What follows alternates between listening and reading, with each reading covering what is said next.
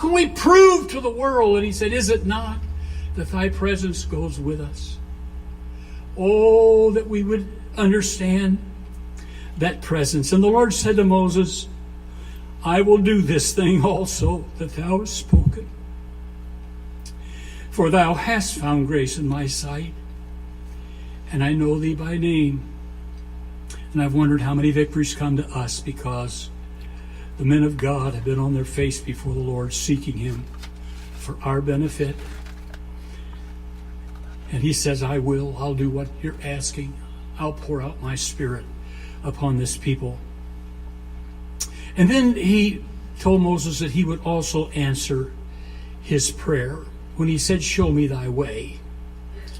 The Lord said, I will proclaim the name of the Lord before thee, and will be gracious to whom I will be gracious, and will show mercy on whom I will show mercy.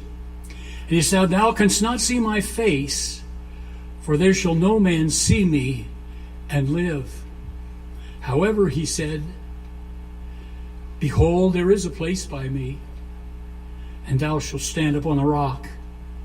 And it'll come to pass that while my glory passeth by, I will put thee in the cleft of a rock, and will cover thee with my hand while I pass by.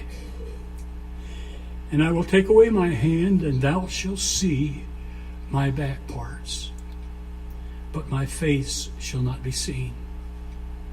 And so the cry of Moses' heart was a continual desire for an appeal to God's presence, for God's grace to be made manifest, for the congregation to come to know who He was. And so Moses' prayer was crying out to the Lord, that I may know Thee. As we said already, the Apostle Paul cried out, oh, that I may know Him in the power of His resurrection and in the fellowship of His suffering. So there's that hunger and that desire that we should have in our hearts. And there ought to be something in us that says, Lord, if thy presence doesn't go with me today, I don't want to go anywhere. You know, we only have two choices. We're on the road. We're going to be on the road.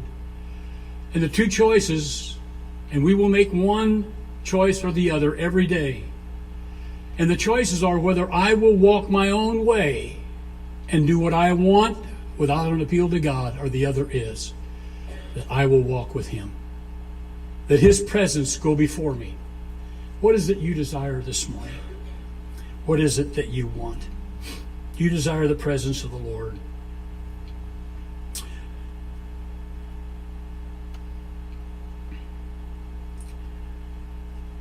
I like to always, when I'm dealing with a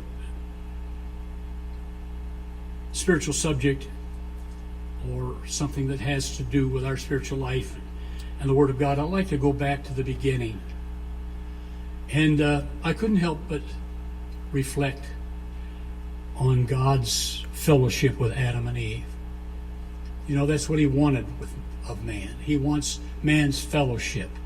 And He wants to have that fellowship with man for eternity.